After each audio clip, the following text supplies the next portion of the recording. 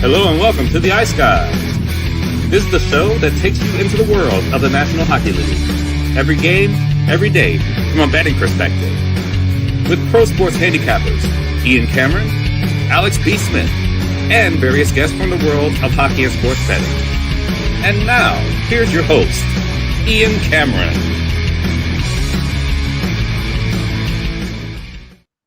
Welcome to the Ice Guys, Monday, January 12th. Ian Cameron. Alex is away today with an appointment, but he'll be back tomorrow. And Perlo with us, as he always is on Mondays, ready to break down the Monday NHL slate. A good slate for a change on Monday. I don't know what got into the NHL schedule makers, but not the usual 2, 3, or 4 games. No, not at all. We've got ourselves 9 games on the slate here for this Monday night, so we'll get to that, obviously, in just a moment. Before we get into tonight's games, we'll all, of course, look back on what we saw on Sunday. It began with the Winnipeg Jets. Wouldn't you believe it? They string 2 wins together after snapping that 11-game losing streak, albeit it was probably the right opponent to try to build some confidence against facing the New Jersey Devils, and the Winnipeg Jets were able to get the job done 4-3 over New Jersey in that game. Boston shutting out Pittsburgh 1-0. A Victor Arvidsson goal in the first period is all that was needed to stand up for a Boston victory last night. Give credit to Korpisalo for a 27-save shutout in the victory for the Boston Bruins as they beat Pittsburgh 1-0. Nashville taking down Washington 3-2. I didn't have a lot on the first 2 games. This was disappointing. I had the over, and I got to give our guy Onanen credit.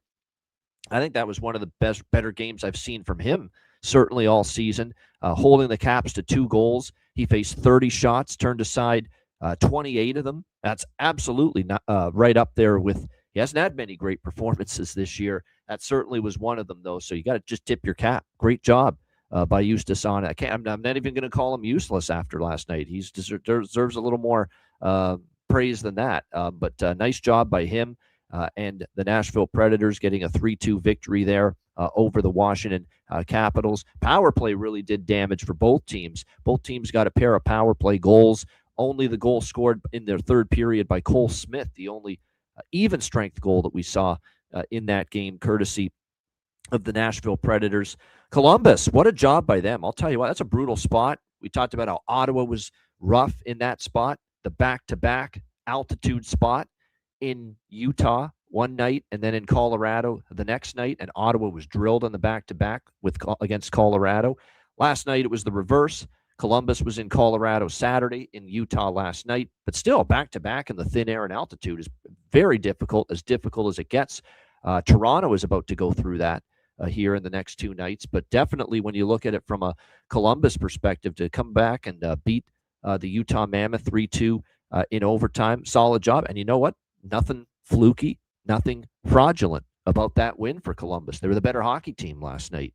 They outshot Utah 36-27 in that game. They were especially good in the first 2 periods. Maybe you could see a few signs of the back-to-back legs starting to peter out in the third period, because the third period was Utah's best period. But still, Columbus finding a way to win in that kind of spot, very impressive. And Dmitry Voronkov with the power play marker in overtime to give Columbus that 3-2 win in that one. We had the over 1.5 in that one. A little piece of the draw as well. Actually over by Fecta and a little piece of the draw. We lost the over with Washington, Nashville, but we did hit. This is the game that pulled me through last night. Vegas, San Jose. I mean, it was a no-brainer. It was a dual best bet. Both Alex and I used Vegas, San Jose over 6.5 as a best bet. And it won very easily, and Vegas putting up a 7 spot, beating San Jose 7-2 last night.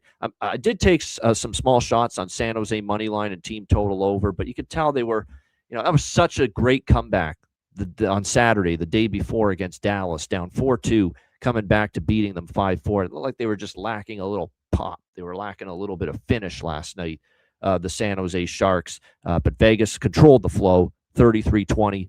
They outshot the San Jose in every period of that game. So really nice road win. Jack Eichel popped off last night. He had a big game for the Golden Knights, 2 goals for them in the victory for Vegas, and they get a commanding 7-2 win. And like I said, best bet winners for both Alex and I, on that over. And what an overrun it continues to be for San Jose. 12-0-1 to the over in the last 13 games for the San Jose Sharks. Them and Anaheim, they're two peas in a pod right now.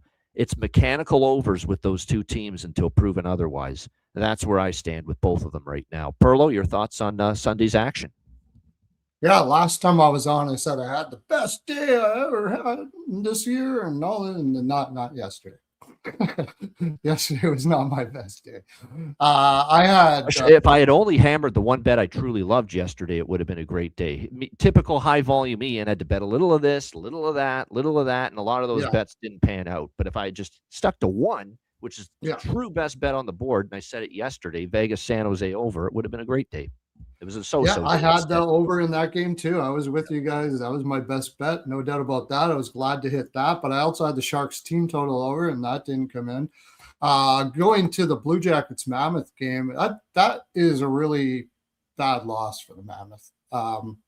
Now, when I was doing my show the night before that game, my gut was on the Blue Jackets, and I was convince me not to take the Blue Jackets here. And then they, the scheduling spot and everything, and I was like, that can't. So I switched it, took the Mammoth, and of course the Blue Jackets do happen to win there. But in that spot, there's been a couple spots like this where I like to watch what a team's going to do after, because this was a character loss for Utah. So last time I said this was when Detroit lost to Boston, what was a diabolically bad scheduling spot for Boston, and they came out flat. And ever since then, they've been excellent, right? Detroit has played really well since then.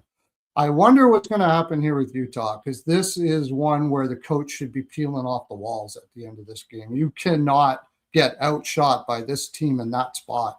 And I think they know it. And I think the coach knows it. So we'll see if how they react to a loss like that. I had team total under, or no goals first five, and under 6.5 in the Devils Jets game. So that didn't come in. All these Sunday day games, right? Got to take the under. The one that I do, it goes over on. But I did have a little piece of the Jets. I just fading New Jersey right now. Just fading them. And I had Capitals team total over. I had Capitals in regulation, Capitals everything. I thought that was a great spot for the Capitals with Ahonen in net.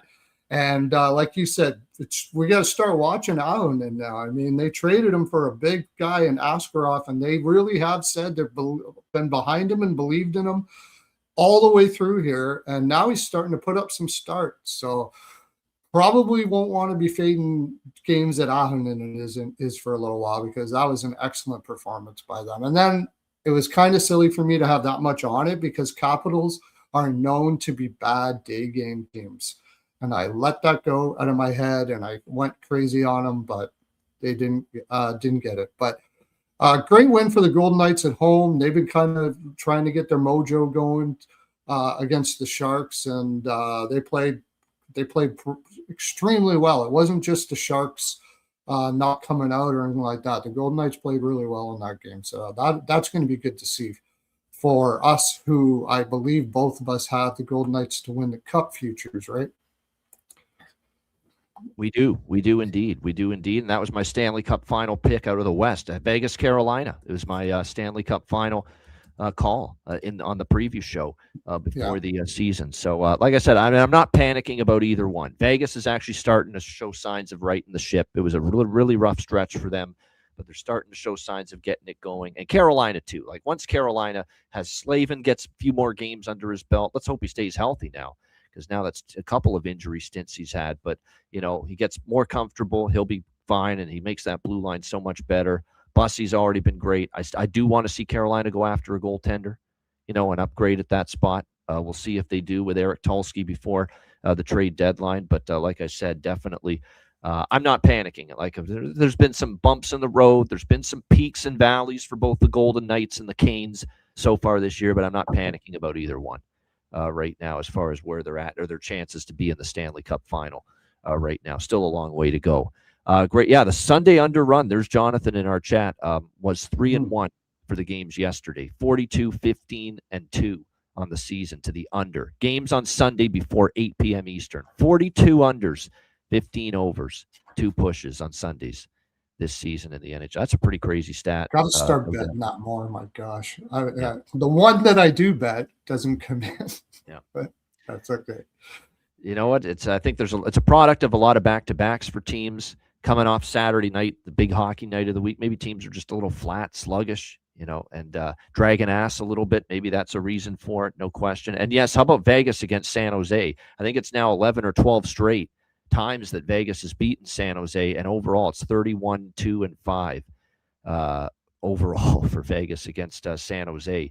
So definitely 31 wins, 2 regulation losses, 5 either overtime or shootout losses. So no question, it has been dominance for the San Jose for the Vegas Golden Knights over the San Jose Sharks. All right, let's get into Monday's action. Bigger card for Perlo on a Monday than we normally have. So let's get into it. Tampa Bay, Philadelphia rematch. Same 2 teams in the same building as Saturday night. Lightning -145 road favorite, 6 the total. I love the over a Saturday night because of that Philadelphia system that I've talked about.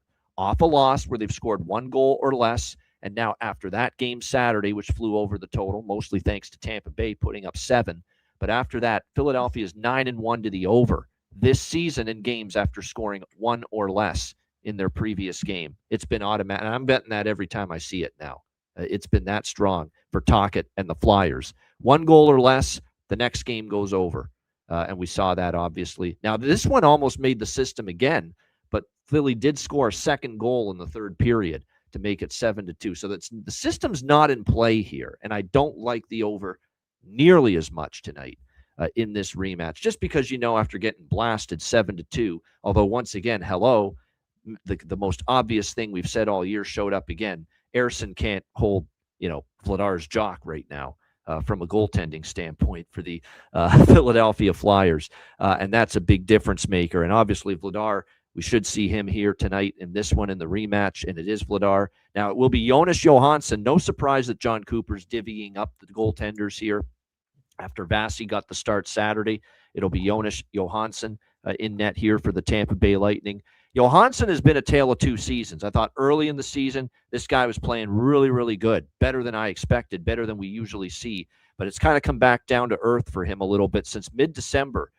Against New Jersey, he gave up 4 goals December 11th. He gave up 2 against the Islanders. Pretty good performance, but he only faced 17 shots in that game. Then he gives up 5 to Florida on December 15th. He gives up 4 to Montreal, who come back and almost win that game December 28th. And then he gave up 3 goals to the Los Angeles Kings on New Year's Day on just 20 shots. So he hasn't been nearly as strong here for the Tampa Bay Lightning going into this start. I'm dabbling in this over again, but I don't like it nearly as much. I am going to sprinkle here, but a little bold. There's a couple bold underdog opinions that I have on this card here tonight. This is one of them. It's a quick turnaround revenge spot. Tampa just put the friggin' boots to the Flyers. Now, Tocchet was off a loss going into that game, but again, he had Ersson in net. He had a Tampa team that had Vasilevsky in net. Tampa Bay feeling good. Now you got Philly off 2 straight losses, and it's been a while since Philly's lost 3 or more games in a row. And now the goaltending battle tilts to Philly in this game, where I'll take my chances. I like Vladar more than I like Johansson's current form at this point in time. So I'm going to sprinkle on Philly here, +125, split with team total for the Philadelphia Flyers here as well, over the 2.5 at around -135 in this game. I think we get a response from the Flyers. I know it's a red-hot, scorching Tampa Bay team playing with just tremendous confidence right now, scoring goals left and right. As I mentioned Saturday, during this win streak, the win streak is now at 9 games, and this Tampa Bay team has scored 4+ goals in all 9 of those victories. But I like this spot for Philly rather, and I do think they're live in this game, and I'll take my chances as a home dog. Perlo, what do you think here? Tampa Bay, Philadelphia. Got it last night at plus 130. I think it's a great spot, especially with Tampa Bay having to play Pittsburgh the next night. And Philly's going to come out. I think Philly's going to play extremely hard on the stick here and want to turn this into a battle. I don't think Tampa Bay wants that type of game. So Tampa Bay's probably going to try to play their strong perimeter passing game against Philadelphia. I think they might have a tough time scoring doing that here in this game. I'm almost thinking about taking Tampa team total under here, to tell you the honest truth. I haven't put anything on it yet, but it is something I'm considering. Vladar, I don't think he's allowed more than 2 goals in quite some time, and if he has, it's been not very often. So, but I just went back and checked, Perlo, 4-goal loss or more. So when the Flyers have lost by 4 goals or more this year, it's happened 3 previous times. They're 3-0 in the next game. There we go. Even more so. Yeah, I just like the spot. It's a spot play. Plus 130. I think it's a bad spot for Tampa. I could see Tampa Bay not really wanting to go to war here, and Philadelphia wanting to go to war a lot. So my biggest bet is going to be the Philadelphia. And I too took a little bit on the over here. So I should, and I didn't have it here before, but I think I'll tail that Flyers team total over with you as well on this one.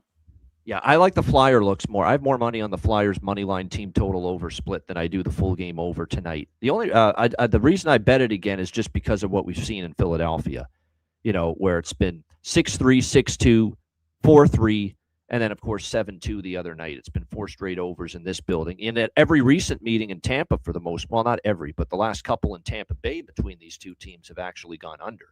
So it's kind of been unders in Tampa, overs in this building.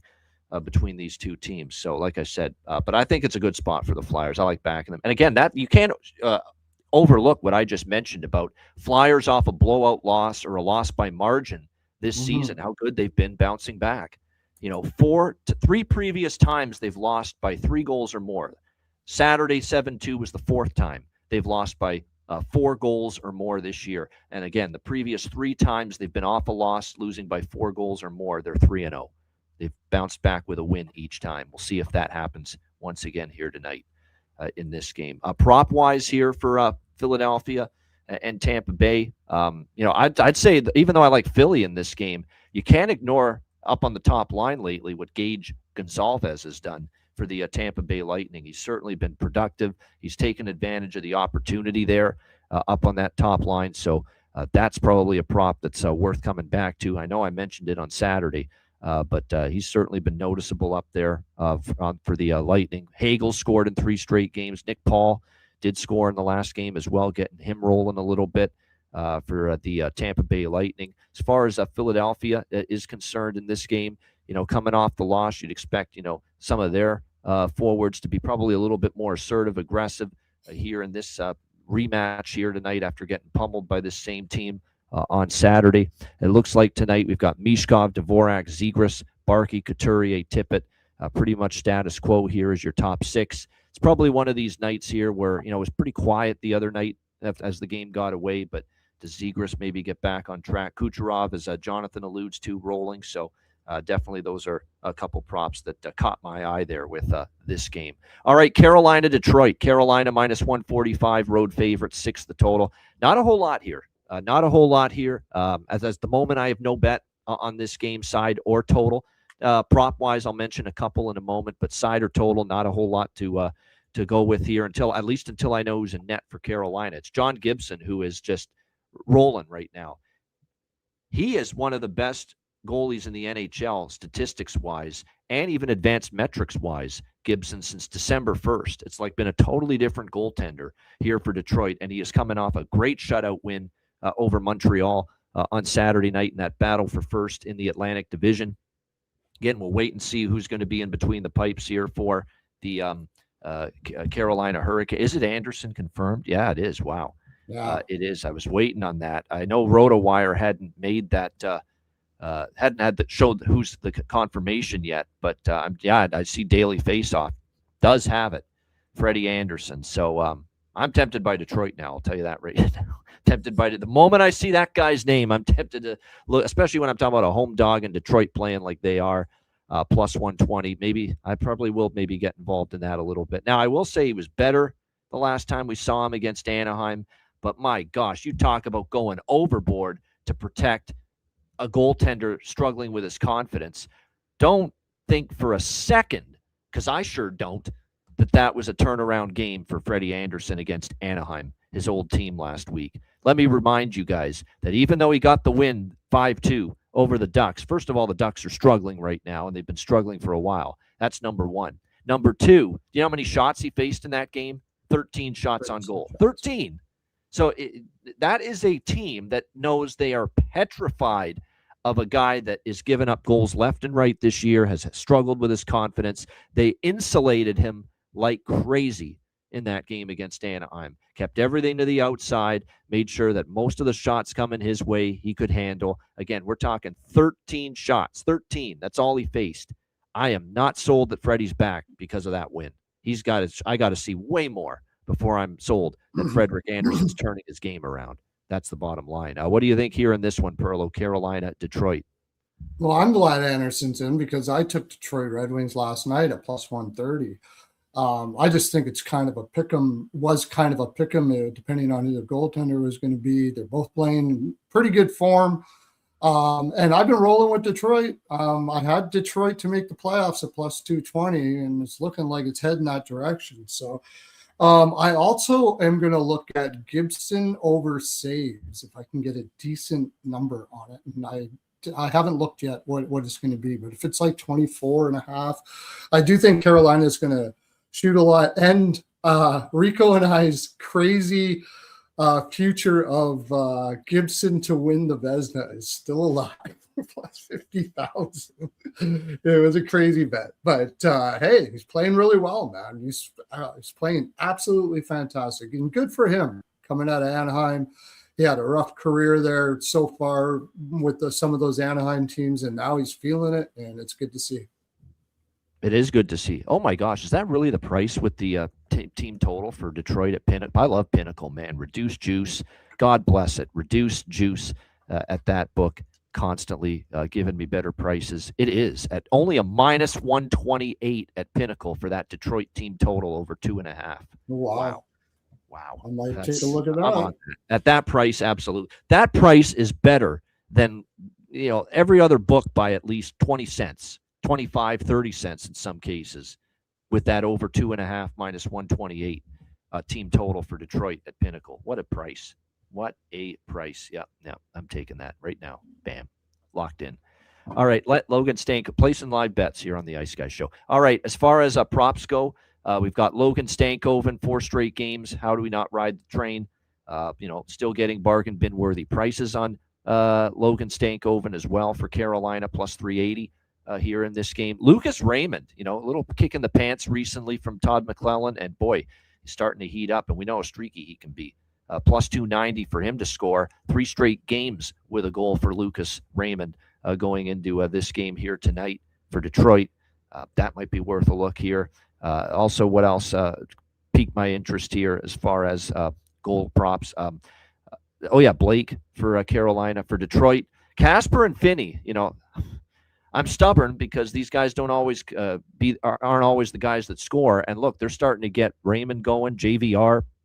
He might be better off sticking with that Raymond JVR Comfort line because that line's been very good lately for Detroit. But still, you got Finney and Casper, the friendly betting ghost, both with Larkin.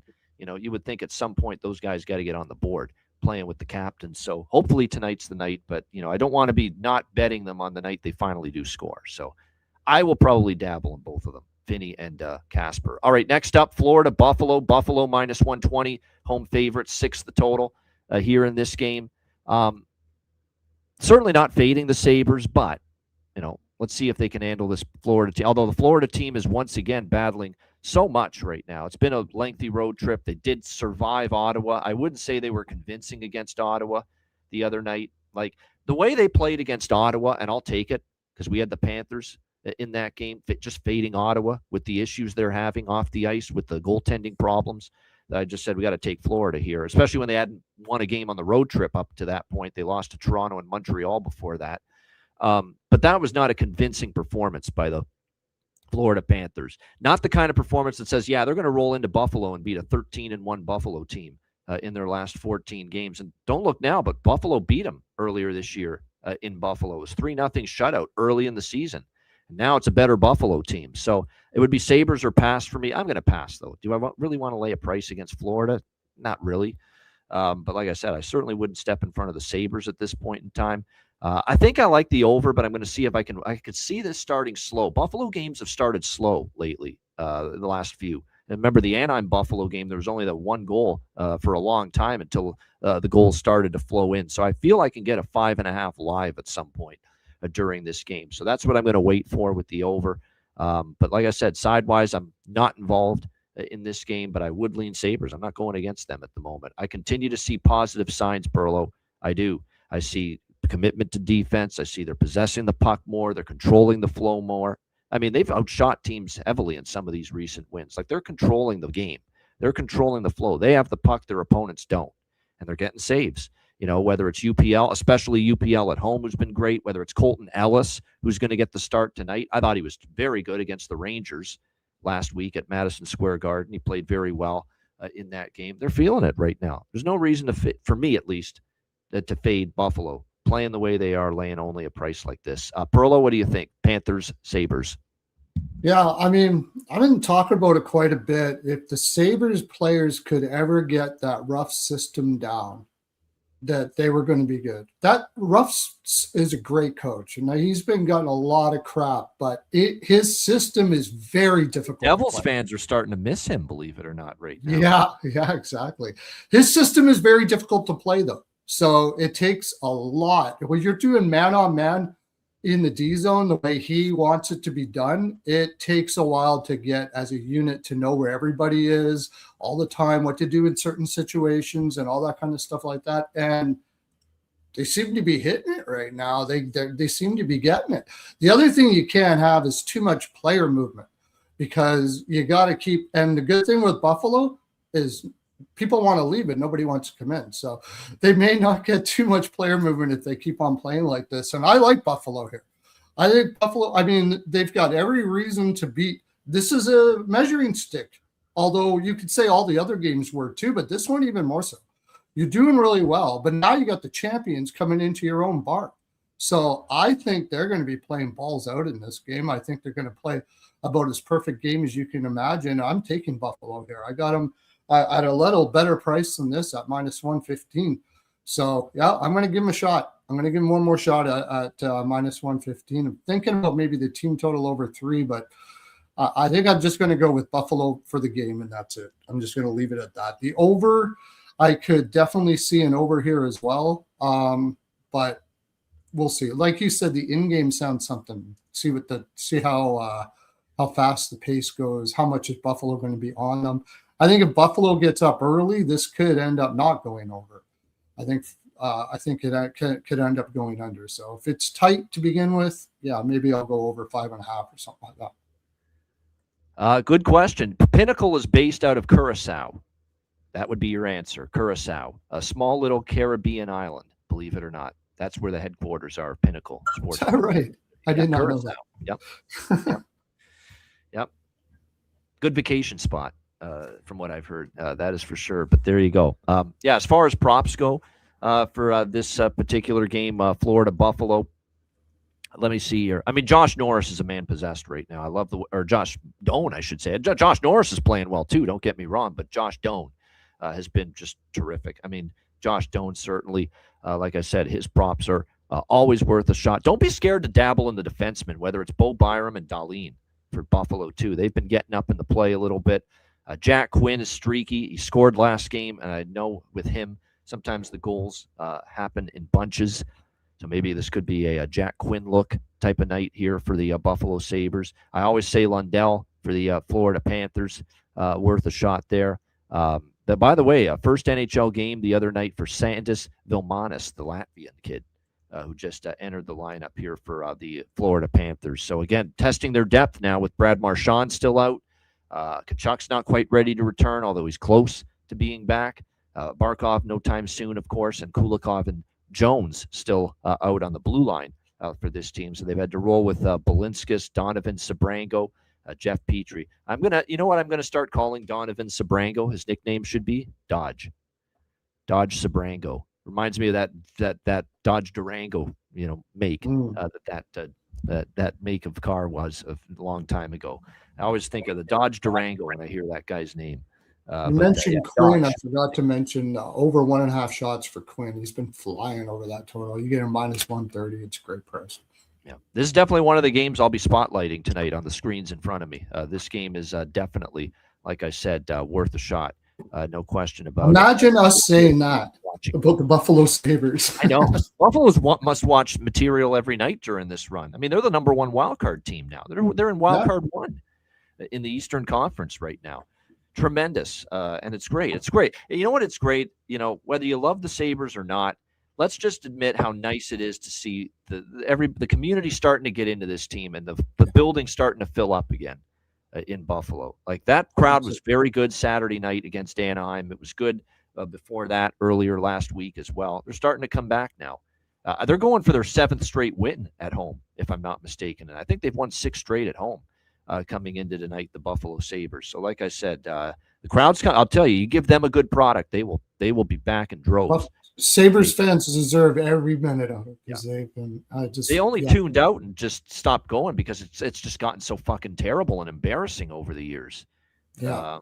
And I don't blame them. It got so bad you just can't go anymore. It's that bad. I mean, why would you pay money to see that, Drek?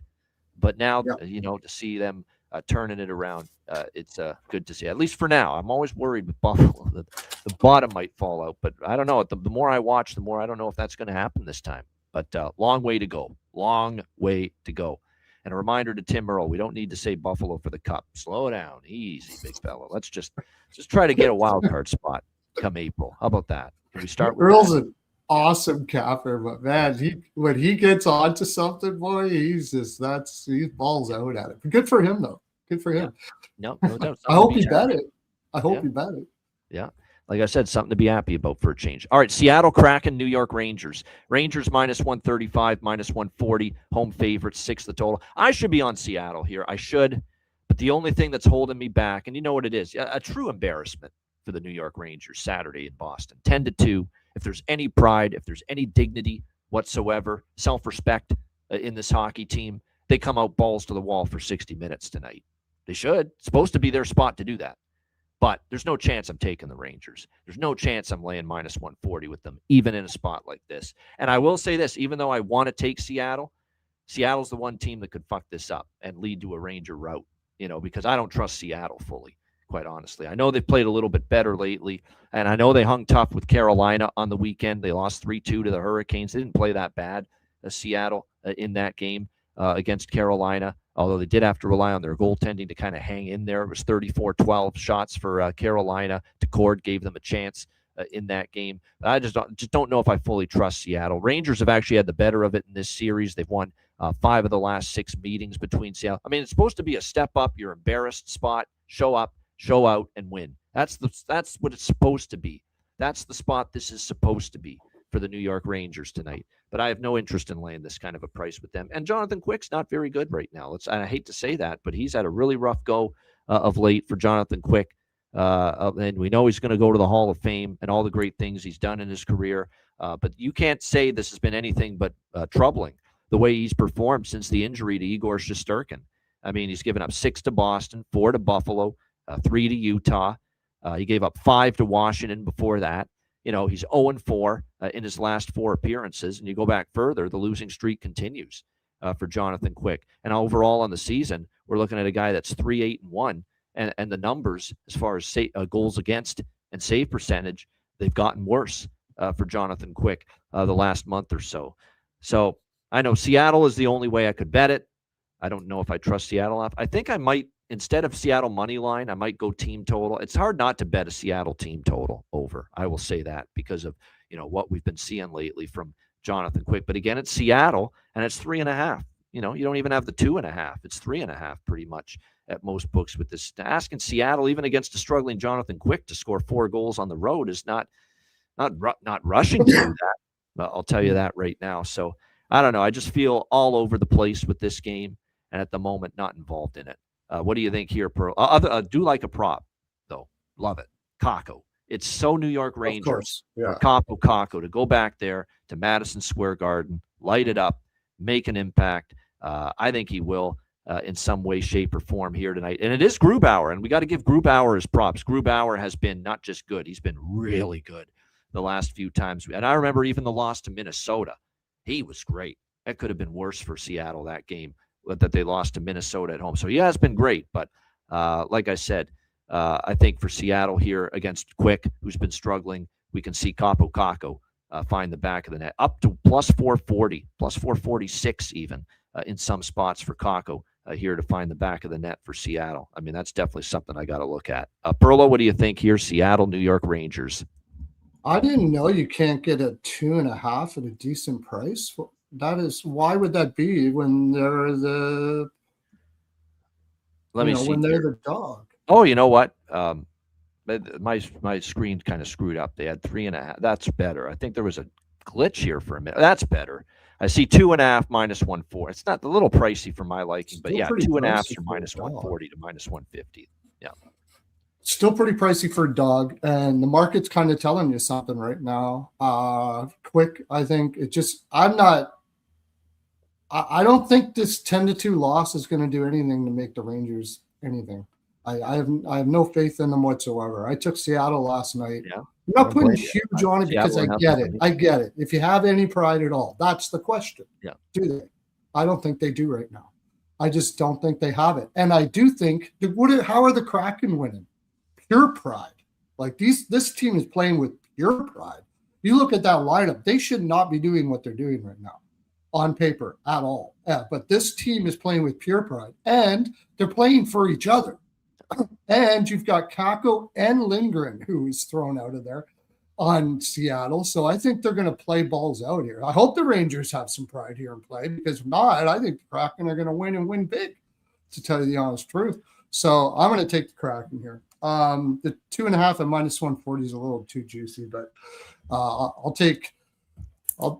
just going to take the Kraken, and I'll take the draw. I'll take the draw a little bit. I could see a draw. Yeah, I could see this as an under type game.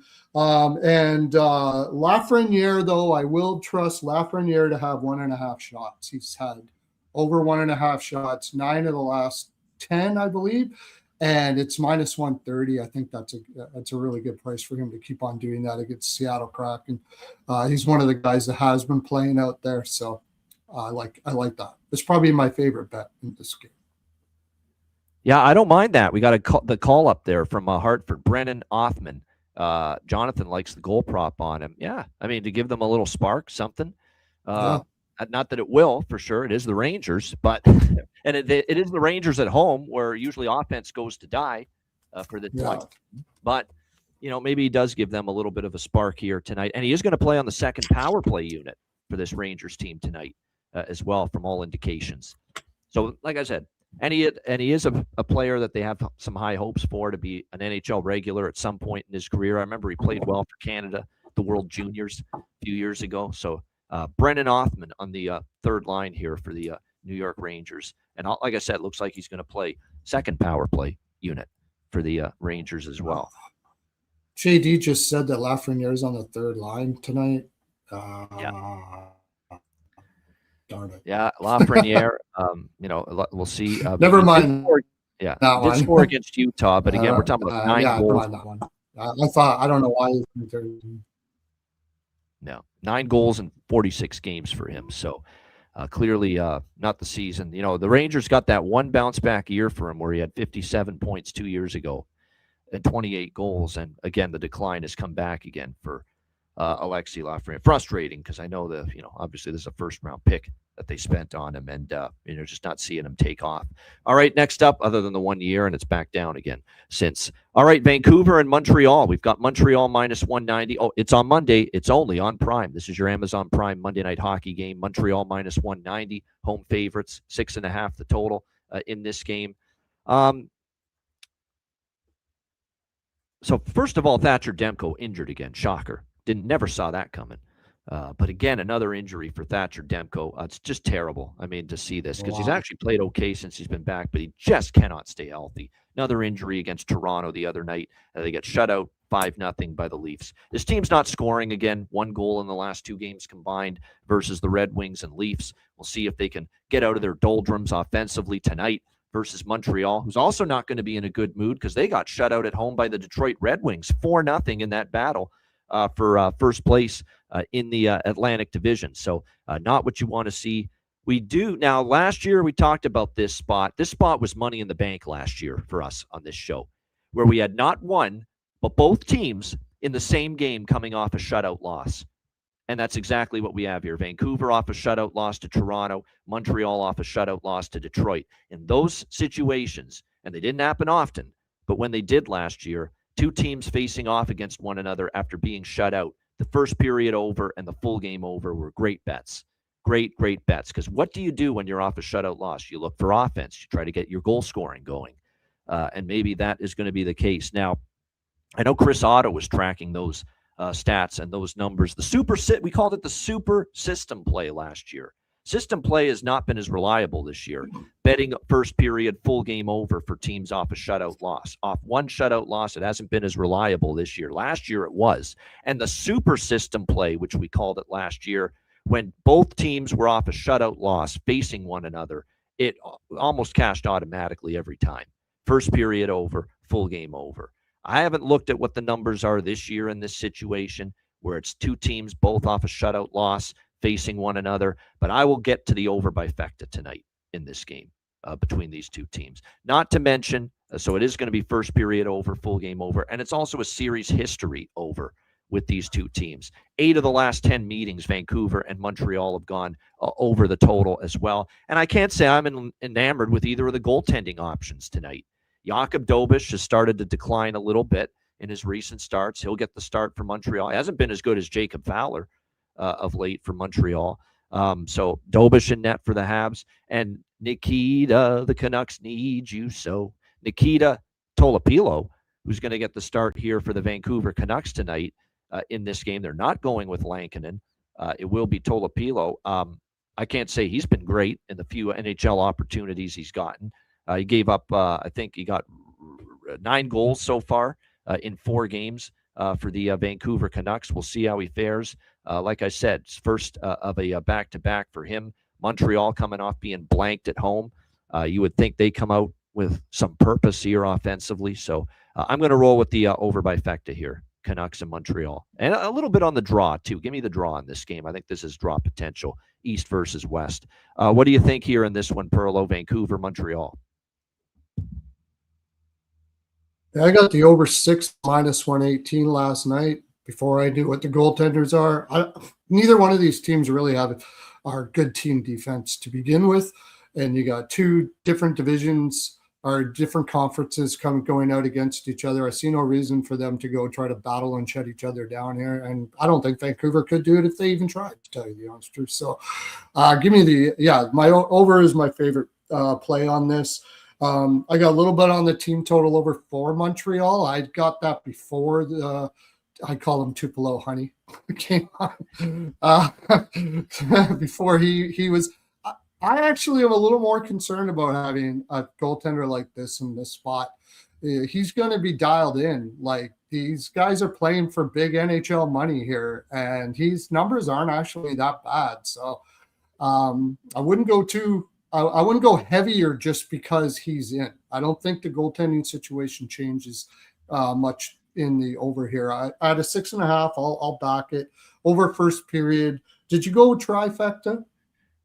Just by Fecta. I don't mind both teams to score in the first because both teams got blanked last game. Yeah. I think it's reasonable to think it's possible we can see a 1-1 opening period. I don't mind that. I might actually dabble in that myself. Both teams to score first period. Yeah, and I got an exact score 5-2 and exact score 5-3 Montreal. So I like both of those. That Montreal will win like 5-2 or 5-3. I guess somebody in the chat is very confident that Vancouver is going to win today. I don't know what the reasoning for that is, but that'd be interesting. And I'm sure you have very good reason for that. There he is, Chris Otto, son of a gun. We were just mentioning him. He's always right there when we need him. There it is. First period over has been better than the full game over this year in these shutout spots, off a shutout. Okay. Don't have the data with both teams off a shutout. I'll have to no, you don't have to. Please, I don't want to put you in a tough spot or more work for you. But I know last year it was great. I have not looked into it this year, but I know last year the super system play, as we called it, first period, full game overs, games involving both teams off a shutout loss, was very good for them. And this year it looks like both of these teams are perfect to the first period over off a shutout this season. So there you go, Vancouver and Montreal. Each time they've been off a shutout loss, they've gone over first period. Jeff, with his great slap rubber totals app, make sure you give it a look. Yeah, I'd be more concerned if it was like 20%, 30% with the rest profile. 40s is still, I'm not scared by it. And like I said, the series history is strong for the over here with these two. But his app is great. Make sure you check it out. Slap rubber. Happening over 1.5 shots is going to be a big one for me here. He's been going over that every last 5 games ever since they put him in that spot. He's really been humming out for a goal or whatever as well, but definitely like it over 1.5 shots. Tessier, is definitely someone we've been targeting over and over again since he's been up on the Caulfield line for the Montreal Canadiens. I like Kapanen as well. He's been good for the Montreal Canadiens of late. For Vancouver, Linus Karlsson, I think it's time for him to get going here. He had a little run going. It's been cold in the last few. Everybody's been cold though for Vancouver, and it looks like Kiefer Sherwood's out for them. They're already without Rossi on the up front for the Canucks, but it looks like Sherwood's out. But Linus Karlsson, I think it's time maybe he steps up for the Vancouver Canucks tonight in this game. All right, New Jersey, Minnesota. Minnesota minus 160, home favorite, 6 the total. I think I already know what Perlo likes because he's talking about fading New Jersey and his favorite coach, Sheldon Keefe, every single time, whenever possible. The problem is the price here. It's minus 160, but you do have Minnesota off of loss to the New York Islanders. And I said this on the recap yesterday. I give the Wild a ton of credit for that point that they got against the New York Islanders because they were better than the Islanders in a brutal spot. Terrible. 7-game road trip, first game home, and you played that well. You took it to the Islanders. You outplayed them. You probably should have won the hockey game if not for Sorokin. In that brutal spot for Minnesota to play well enough to win that game and get a point out of it. I just tipped the cap.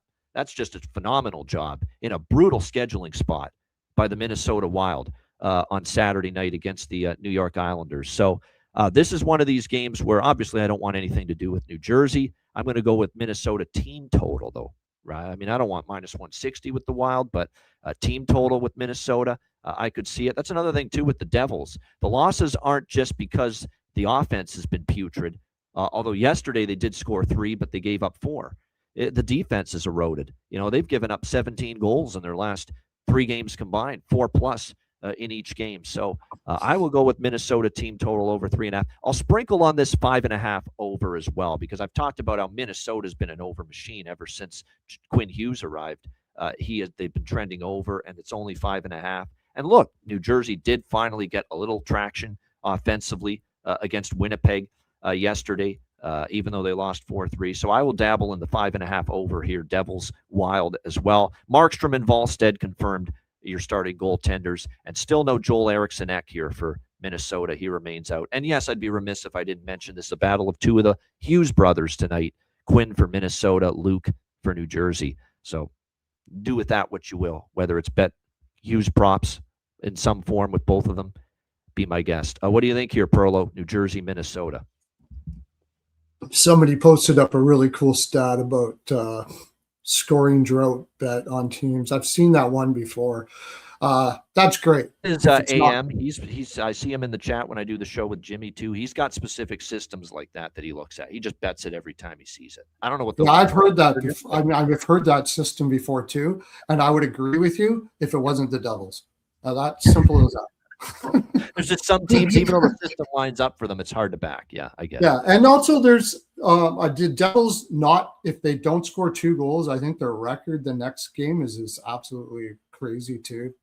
Crazy bad as well. And the whole Hamilton situation there, I think there's just a whole lot of drama going on in New Jersey, and something's going to blow there. And until it does, I just think it's really hard for these guys to concentrate. And then you have, like you mentioned over and over again, you have one of the worst coaches in the league trying to put all that together. Terrible. Give me Minnesota Wild -1.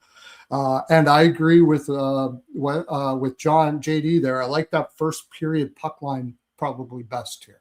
While New Jersey's terrible on the road, and he even gave us more reason to that. 1-6-2 in the last 9. Yeah, there we go. So give me mini puck line first period is my favorite bet on here. I will take the -1 and a little on the over 3.5. They'll probably get it. Markstrom is in net, or no, it's going to be Allen, right? That's the only thing I don't like about it. No, it is Markstrom. It is Markstrom tonight. It's Markstrom? Started yesterday. Give me the team total over Back to 2. back. He's just absolutely horrible. Markstrom is a goaltender that's a very emotional guy. And if there's a lot of drama going on in the room and stuff like that, he wears his emotions on his sleeves. And I think it seriously affects him. So, yeah, I'm going to even put more on that. Minnesota team total over 3.5. Not 1. Yeah. I'm also going to bet I have to bet the draw here. I can't turn it down. 6 of the last 9 Minnesota games have gone past regulation. 6 of 9. Oh. I mean, yeah, that's incredibly strong. And I will say this: Devils, fought the good fight. I know they still lost, but it was competitive at least. So I think there's a chance we could see overtime here. By the way, they did go to a shootout once in the 2 meetings last year between them. So that's just too many good recent draw numbers for Minnesota not to bet that for something. Minnesota and New Jersey, the draw here. 6 of the last 9 Wild games have gone past regulation. So that's definitely worth a look here. Let me see. At Pinnacle, you can get plus 330 on that draw. Pretty good price. All right, as far as props here for this game, Devils and Wild, I mean, it's hard to back a ton of Devils props because they've been struggling to score. That being said, Cody Glass almost had a hat trick. Cody Glass repair, Cody Glass replace. Finally someone got going a bit for them. So if you want to ride the hot hand that is maybe Cody Glass coming off a game like that, maybe you do so. For Minnesota, with Eriksson Ek still out, it's not always going to mean he's going to score, but you're going to give me Ryan Hartman now centering Johansson and Boldy. We're going to look at Ryan Hartman a lot as long as Joel Eriksson Ek remains out. So, Ryan Hartman going back to that well once again here for Minnesota. All right, Edmonton, Chicago. Edmonton -160 road favorites, 6.5 the total. I got to assume it's actually going to be a pretty good atmosphere tonight at United Center. Coming off the big Chicago Bears NFL wildcard comeback win against Green Bay. I know Jeff Blashill to the media was talking about that. He expects to hear a few Green Bay sucks chants tonight down at the United Center. So maybe there's a little boost in the attendance tonight for the Blackhawks coming off the Bears' big weekend in the city. Obviously, Bedard's now been back for a couple of games. I give Chicago all the credit in the world for gutting it out against Nashville, right? With all the stomach bug and the flu going through them, the illness, and on a back-to-back after losing to Washington the night before, young Drew Commesso able to step up and deliver a 37-save shutout against the Nashville Predators on Saturday. So a great job by them to gut that thing out at this point in time. So like I said, very, very good stuff to see that as far as it goes. As far as this game goes with Ingram Knight, the goaltenders, by the way, Chicago, it looks like the stomach virus, or at least the worst of it, starting to dissipate and get out of their systems, it looks like, because Spencer Knight will start, so he's back, as is Arvid Soderblom. He's also back, and he'll back up Knight for this game tonight, which means they've sent down Drew Commesso and the Russian netminder that was also called up. So it looks like the worst of this has gone through the team now, and they're starting to get their health back in order. For Edmonton, Connor Ingram in net. The Oilers coming off a 4-3 shootout loss to the LA Kings. I said it before that game. I cashed with the over with LA Edmonton. That's now 5 straight overs for Edmonton. I'm just mechanical betting Edmonton overs right now, and I'm going to do that again tonight. Now I'm 6.5. Sometimes with Chicago that can be a little dicey betting an over 6.5 because you never know offensively if they're going to click. But the bottom line is Ingram and Pickard aren't trustworthy, in my opinion, to completely shut the door. And we have seen Chicago pick up offensively. Even before Bedard came back, this team was starting to score more goals. And now with Bedard back, they should always be a threat offensively. But Edmonton coming off the loss to LA, I could see them maybe finding the back of the net too. I know it's Knight back, and Knight's capable of just delivering a A-plus performance, but coming off, having his system zapped by that flu. He said he was puking his guts out Friday right before the game started. You wonder now, just as he got, having the flu takes a lot out of you. Your immune system really does take a hit for a period of time. Is it back to a level now where Knight's just going to be flying, feeling great, ready to play at his top level tonight? In question, and we know Edmonton can be dangerous offensively. And coming off a loss, the habit for Edmonton is scoring goals in these type of spots. So I'll still take over 6.5. I've already won a few in a row with Edmonton. If I lose one tonight, so be it. But I will take it again, over 6.5 in an Edmonton game. What do you think here, Perlo? Oilers, Blackhawks? I got this at a 6 last night during the show. Somebody asked me when the show. It's on 9:30 Eastern-ish. 9:30 Eastern-ish. We try to get it on 9:30 Eastern-ish. Yeah, go check it out. Rico and Perlo's House of Exotic Jaime's Picks Frolic. 9:30 p.m. Eastern-ish. Over. I got a 6 back at a 6.5. I'm with you. I'm taking Edmonton games over until I have a reason not to. As far as the side is concerned, you would think that Edmonton's going to be flying here. But have you ever had, I don't know, if you've had a flu, you had a flu this year. And like the first couple days after, you're good after the flu, I don't know, it's like this energy rush goes through you, I find anyways. And I think that could very well be happening here with Chicago. I'm not sure if they'll win the game. One of my Capper friends that I usually trust him when it comes to Edmonton because I'm not good with it. He's all over Edmonton today. So I'll give you that. He's all over Edmonton today. But I'm going to go on the over, and I'm going to go with that night over saves if I can find it here. Edmonton is the highest shot volume team in the league, and Chicago's like bottom 5 as far as shots allowed. I'm going to bank that he's good. And he can stop enough to go over whatever it is here. I'll find it while you're going through all the other stuff. Good stuff indeed. Oh, very good with that. There he goes. AM with the scoring drought system, which is one of his 47 and 50, but a plus 11.5 units. Very good. Congratulations. Nice. Don't be fooled by the win-loss record. A lot of his system plays are dogs. That's why it's 47 and 50. It's a losing record, but it's plus unit, which is what matters. Plus units is what matters. It's because he takes a lot of dogs. A lot of dogs are in the system. That's why. So well done. Good work. All right. As far as props for this game, Edmonton, Chicago, we've got 4 straight games with a goal for Connor McDavid. Going into this one, here's one I'm going to go with. He scored the last game. I read a great, Ben Pope is great, not good, great follow for Chicago stuff. Chicago Blackhawks. Ben Pope does an outstanding job. Follow that guy on Twitter. He had a nice tidbit of information regarding Ryan Green and that the guy has been snake bit offensively for Chicago. Yeah. But nobody has generated more 5-on-5 scoring chances for the Chicago Blackhawks since the beginning of December. Other than Tyler Bertuzzi's the only Blackhawk with more 5-on-5 scoring chances than Ryan Green since December the 1st. And finally, Ryan Green saw the puck go in against Nashville on Saturday. So I like Ryan Green here tonight.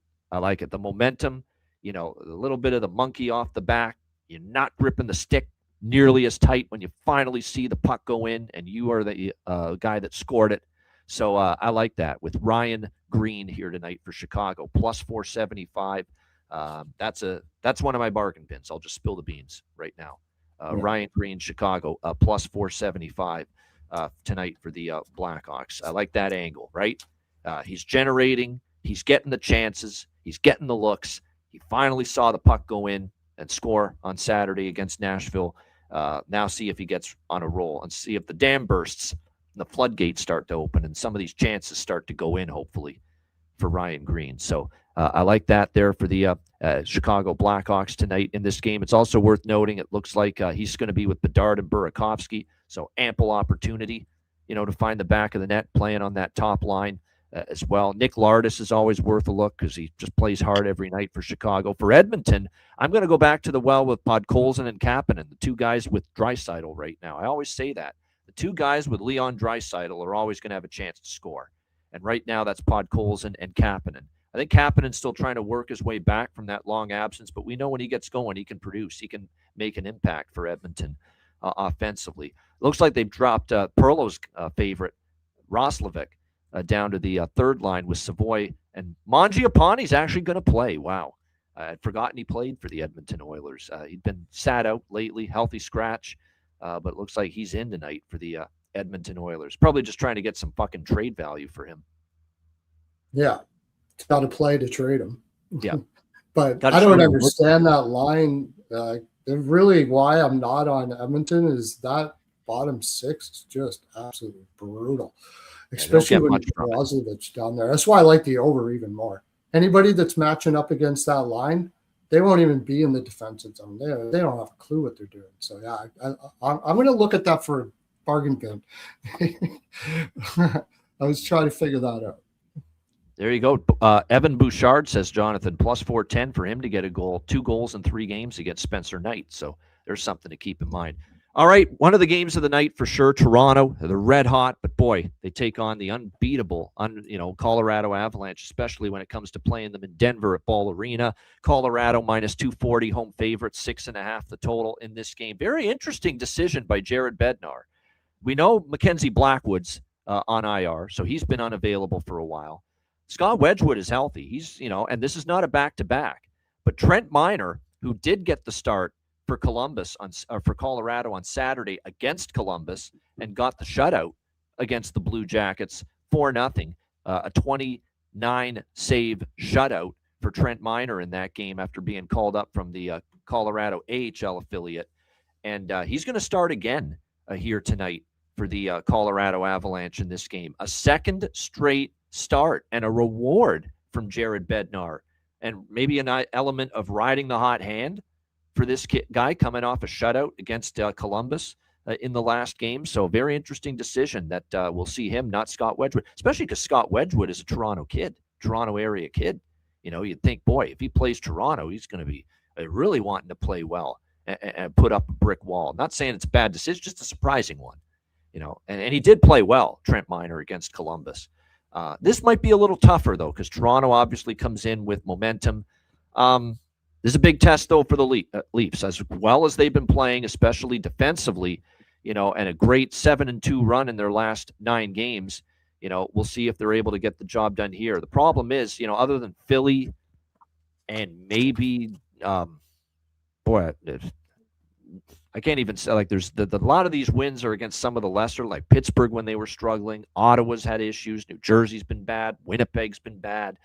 Florida's the one good win. They did play great against Florida. There's no question about that. That was the best win of the bunch that Toronto has had of late. And they're definitely playing great defense. Though, what gives Toronto a puncher's chance? They're playing with great confidence right now, great defensively, whether it's Wool, whether it's Hildeby. They've gotten good goaltending lately. Their penalty kill is amazing right now. They've moved all the way up to, I believe, number 1 in the league in penalty killing, or close to it, number 2. That is how good the Leaf penalty kill has been. The Vancouver game where they won 5-0, they were in the box 4 times in that first period. That could have been a completely different game if their penalty kill doesn't come through for them, but it did. Their penalty kill has been amazing, Toronto, during this stretch of games. We'll see if that continues. They have given up 1 power play goal in their last 10 games. That's incredible. 1 power play goal in the last 10 games. If you're going to have a recipe to try to beat Colorado, especially here at Ball Arena, you've got to have a good penalty kill against this team. And Toronto right now has that. I'm not totally buying into Miner playing great again. I got to see it before I believe it. I'm on Toronto plus 1.5. I don't know about the upset, but I have a feeling they might push Colorado here a little bit. And let's not forget this Avs team. They're still a little bit banged up right now. There's no Devon Taves still. There's no Gabe Landeskog still. And when you look at what they've done without those 2 guys, they had the losses to Tampa and Florida. They did beat Carolina, but, they beat St. Louis. They beat Ottawa in a horrible spot, and an Ottawa team struggling right now, and then Columbus, who are struggling right now. So you could argue this is one of Colorado's tougher opponents at home lately as well, even though this is probably one of Toronto's toughest, tests going to Colorado, dealing with this Avalanche team. I don't know if I fully have the guts to take Toronto money line. God, I'm tempted, but the +1.5 is appealing to me here in this game because you can get that at a good price and not have to lay a big price with it. It's -120 for Toronto, +1.5 here in this game. I think it's a close game. I think they're competitive here with the Avs. Whether they win it, that's another story, but I think they're competitive tonight with the mighty Avs. What do you think here, Perlo? Toronto, Colorado. I hope it's 4-3. Either way, because I got the over in this game. I can't see a shutdown game here. Toronto eventually is going to open it up, and that defense is going to struggle against this Colorado offense. It's just going to happen. So they're going to have to play hard. They're going to have to roll with Colorado offensively eventually. Either that or Colorado's just going to shut them down. And I just don't see that either. I see pace in this game. So give me the over first period, and I got this again 6. It's gone up to a 6.5 now. You would have figured it would get there. I guess when Minor was, and this Minor, by the way, is not a bad goaltender. He's pretty good, pretty darn good. So I'm not doing it because Minor's in net. I'm doing it because of the type of game I think this is going to be. I think Colorado should have no problems thinking that they can outscore Toronto if they have to. So eventually this is going to open up. When it'll open up, I think it's going to start slow. I will bet a live 5.5 if I get it, but I have a feeling this could be a little bit of a cagey start. But I just got that feel. And I think Toronto, Colorado, recent meetings in Colorado have kind of been the same way, where it started a little bit slow and then it's kind of opened up. And I want to point out, too, Toronto's won 3 of the last 5 visits to Denver, believe it or not. They've won here recently, 3 of the last 5 times in this building. I think they're in the game. I do. I think Colorado's going to have to take everything here. Like they better be coming correct for sure. If they're coming in soft, then they could be in trouble. No doubt about that.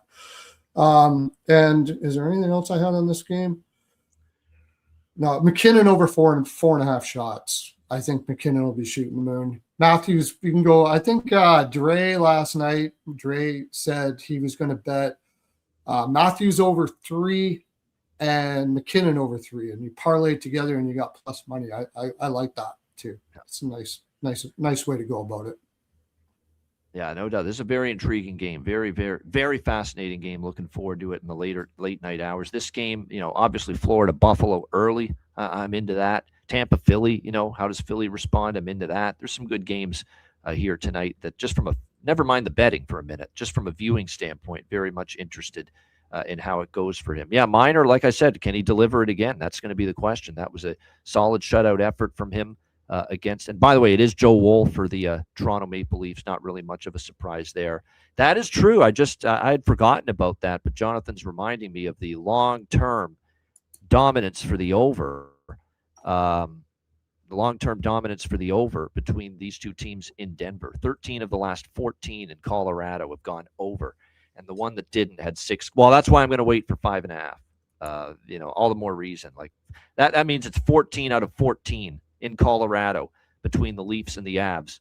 The last 14 meetings in Denver, all 14 have gone over 5.5. So all the more reason why I'm going to wait for that 5.5 to show up. And I think it will at some point here. Anything you wanted to add, Perlo, or no? Well, I'm looking for it because one thing I'm really going to like, but I haven't found it anywhere yet, is Wall over saves. I am going to like that a lot here. It's just I haven't found it yet. But if you can find it, tell me what the number is. I like that. Avalanche are going to be shooting like crazy. I think there's going to be a lot of shots in this game. I do. I do agree with that. I think Wall will be busy. Will he be able to keep his team in the game is the question. I think there's a chance he can, but I think he will face some shots. That is for sure. 28.5. It's rich. 28.5 I got. But you know what? I'm taking it. I'm taking it.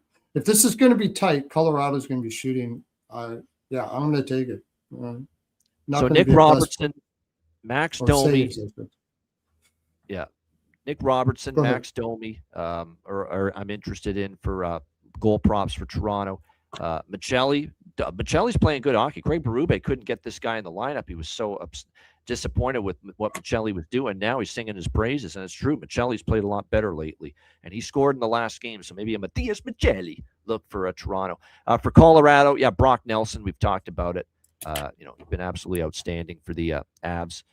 You can never go wrong looking in his direction for props. You could also Lehkonen. I think Lehkonen's got a little bit of a history here against Toronto of having some success, and maybe I'd go to Victor Olofsson too on that third line, getting the opportunity too for the Avs, and I think he started to pick things up a little bit. Olofsson, yeah, he's got goals in 2 of the last 5 games for the Colorado Avalanche. All right, last game for this. Wow, is that so? It hasn't started slow. Geez, last 4 last 4 games in Colorado. The first periods have had 5, 3, 3, and 4 goals. Holy shit! So hopefully it doesn't backfire, this plan of mine to wait for the 5.5. Hopefully we get at least a couple minutes scoreless that we need for the 5.5s to show in game there. All right, Dallas and LA. Dallas minus 120 road favorites, 5.5 the total here in this game. Oh, Valerie Nichushkin, right? 4 goals in the last 2 versus Toronto. Call on me, Valerie Nichushkin. 4 goals in the last 2 games for Toronto, or for Colorado against Toronto. All right, Dallas, LA, last game. Stars minus 120 road favorites, 5.5 the total. I like Stars multiple ways here. First period, first goal, first period money line, full game money line. I think they answer the bell. That can't be sitting well with anybody in a Dallas Stars jersey. Up 4-2 against San Jose. You lose that game 5-4 on Saturday. It's time for a response here in this game. Kings are in a tough spot. 3rd road game in 4 nights. They played in Winnipeg, lost 5-1. Gutted it out with Forsberg starting against Edmonton. Won in a shootout, 4-3. Now they're back home where they perennially suck this year for the most part. Well, apparently against everyone except Minnesota, because Minnesota is the one team that they were able to beat back-to-back at home in the Crypto Barn this year. But other than that, this is still a team with a dreadful 7-14 home record this year. Dallas looking to bounce back and respond. And I like them multiple ways, spread out. First goal, first period money line, full game money line here. Dallas. And I will take over 5.5 just because this Kings over streak continues with 8 straight Kings games have gone over the total, over 5.5. Pretty crazy that it's been this kind of run now for the Kings as far as overs, because we don't think of the Kings as an over team. Darcy Kemper, Jake Ottinger confirmed in net. It looks like Corey Perry's back for the Kings tonight, but Armia, Kopitar, and Moore are still out for them. Jamie Benn day-to-day for the Dallas Stars, but he will play. There you go. Good news. The captain is back for Dallas. Jamie Benn goal prop. Watch him score tonight. And usually in these spots where Dallas is not happy about the way they played last game, I could see Dallas still. I could see him maybe finding the back of the net. So I think it's a good star spot. We'll see if they deliver. Perlo, what do you think here? Last game, Dallas, Los Angeles. You kind of helped me on this one. I I only had the draw, but I just needed someone to talk in my ear to fade LA, and you did. So I'm going to do that. It doesn't take much to fade LA. I'm going to take Dallas here too. I'm going to take a -1 money line, and I got one for sure here that I really like. I was going to take it anyways. LA is a terrible second period home team. Dallas is an awesome road team in the second period. So I'm going to take Stars second period puck line at plus 150.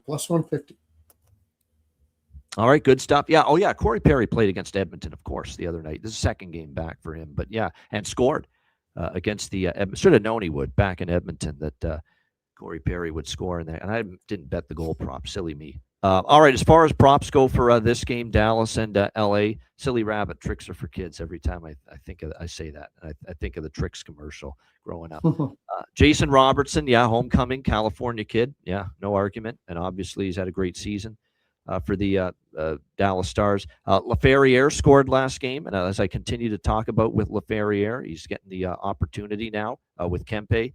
And Jeff Malott still up on that line. Perry maybe Perry's with Fogle and Byfield. Like he's getting more minutes now because of the absences of Armia, Kopitar, and Moore. So, like I said, there's opportunity opening up here for Corey Perry. We know Corey Perry can sometimes take advantage of those opportunities.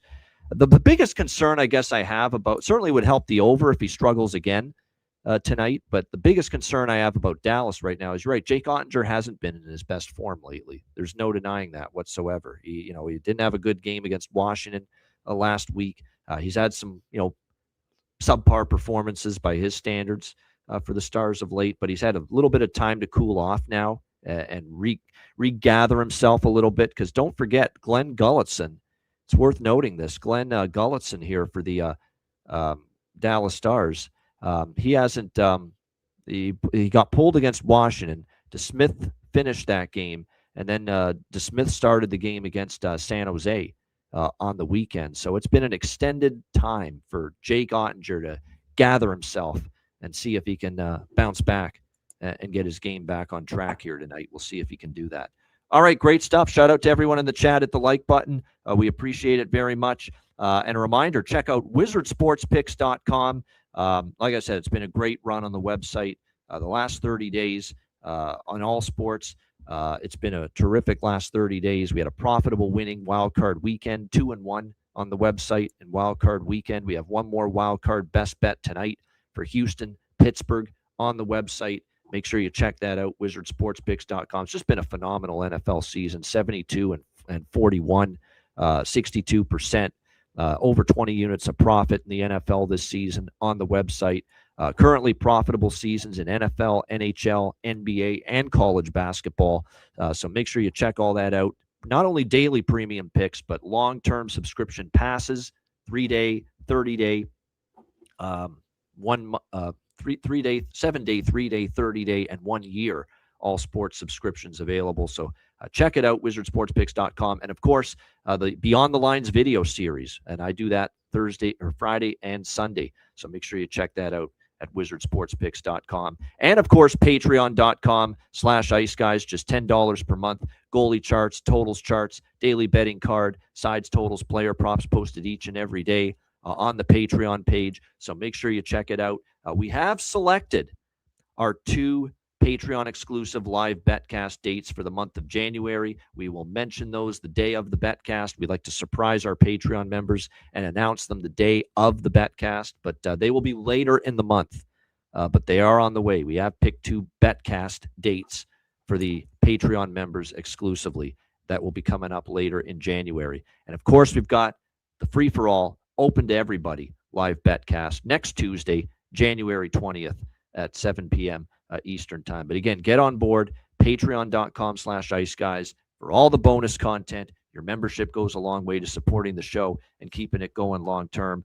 So check it out, patreon.com/iceguys, just $10 per month. And check out the Ice Guys store, iceguys.myspreadshop.com. Get some gear and some merch, tons of great items available at the Ice Guys store over at iceguys.myspreadshop.com. All right, bargain bin special of the night and best bets coming up right after we hear from our great Ice Guys sponsors.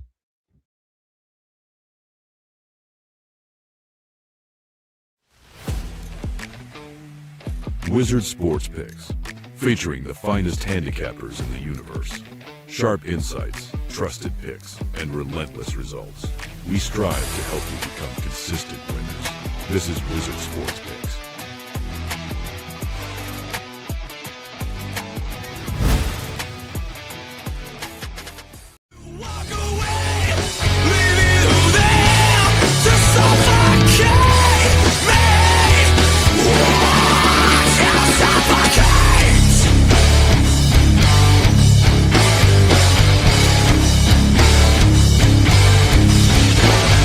Please for yourself with my mouthpiece, no one.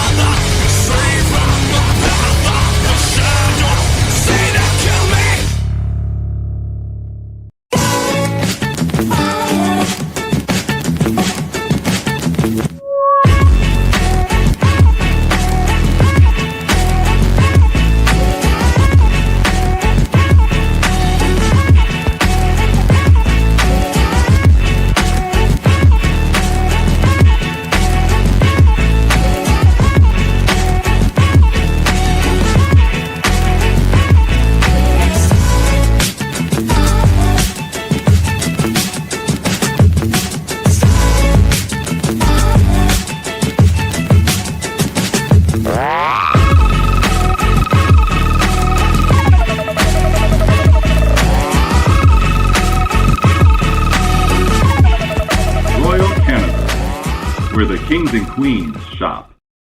Thanks to all our sponsors, including Royal Cannabis. Check them out, royalcannabisshop.com, 20% off with promo code IceGuys on this Solid Fire Monday. All right, bargain bin special of the night. Big slate for a Monday to choose from. Perlo, bargain bin special of the night. What do you got? I'm going to go with 2, and I'm going to go with the Mighty Quinn, plus 500 there. He's been shooting like a son of a gun. He finally got 2 in. I think he'll keep rolling against Florida here, and he'll pot 1. Plus 500 for a guy shooting like that, I'll take it. And the Montreal game, I'm going to go with Tessier. Tessier's got 3 of the last 4. You get it up. Plus 3, what the heck was that again? Plus 320, something like that. So, yeah, that'll be my 2 for today. There we go. And Matt Duchene with 5 goals against Darcy Kemper. And, of course, he's facing Kemper with Dallas tonight. So, something to keep in mind there. As far as goal props for me, I already mentioned one of them. I'm going to go back to Logan Stankoven. I'd be pissed if 2 nights in a row I didn't take him and ride this wave that he's on, and he scored again. But he scored in 4 straight games for the Carolina Hurricanes. And Logan Stankoven is plus 375 to find the back of the net tonight. So we're going back to the well. He's looking for his 5th straight game with a goal. Logan Stankoven for the Carolina Hurricanes, plus 375 for my first of 2 bargain bin specials. And the second one that I mentioned for the bargain bin special of the night, God, I'm blanking on it. Oh, yeah, Ryan Green, right. Ryan Green, Chicago. I like this. You know, he finally scored. He's had as many scoring chances as anybody on the Blackhawks team. Couldn't buy a goal. Finally got one the other night. We'll see if he can make it 2 games in a row with a goal for Chicago tonight. Playing with Connor Bedard on the top line. Ryan Green, Chicago, plus 475. So there you have it for my 2 bargain bin specials of the night. All right, best bets. Perlo, what do you think here? What do you like here for best bet? First of all, so I can remember, you can mentioned it earlier on the show. Come check me out at 9:30 Eastern time with Dre Martinez or Exotic Wagers and Rico, of course. Sometimes JD too. He's been coming on too. That's been fun. We have a lot of fun on there. It's Rico and Perlo's House of Exotic Jaime's Picks, NHL Picks Frolic, and it is not for children at all. Not at all. It is a very adult-ish type content, but we have a lot of laughs and we hit a lot. Children are supposed to be sleeping my at 2 that time for of night, today. so don't feel bad. Yeah, exactly. That's okay. But my 2 for today, I like to give a prop and a regular play. I'm going to take the Montreal Vancouver Canucks over 6. If you get 6.5, I got it at 6 for my first one. And I'm going to take one of my bargain bins to get over 1.5 shots. Since I think he's going to get a goal, Quinn to get over 1.5 shots at minus 130. Good stuff indeed there. My best bet for this slate. Let's go to that late night game.